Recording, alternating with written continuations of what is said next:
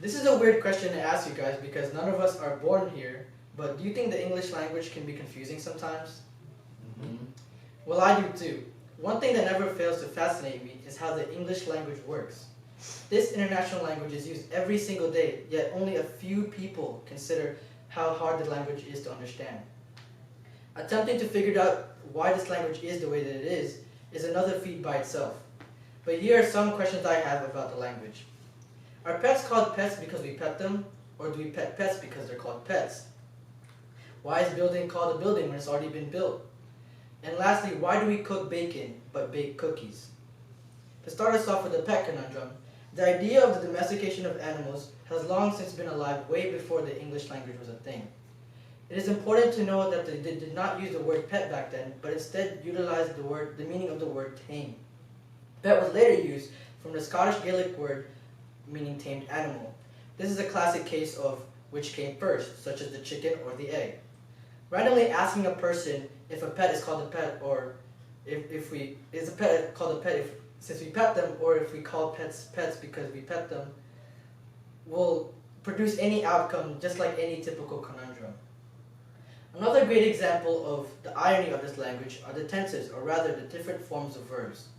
Although it only happens in special cases, these language exceptions are confusing a number of English-speaking people. For example, when referring to a celebrity's followers, they are called its following, even though they have already followed. Another example is the word building. The word building is more than just the action of a building. The action of building a building it is also in fact the thing being built by itself. So you can imagine how many times a construction worker has to say, yes, we are building a building.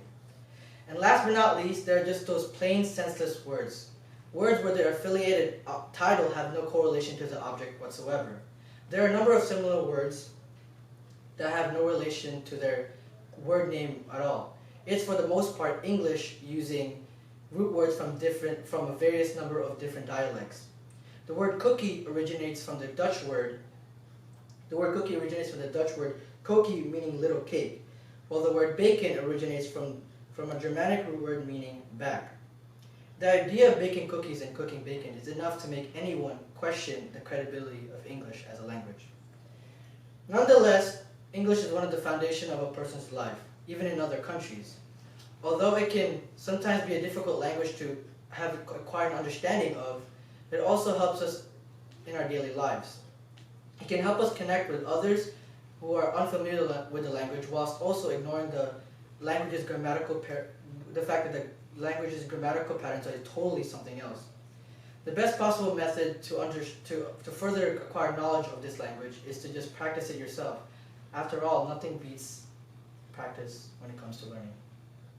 I'm done.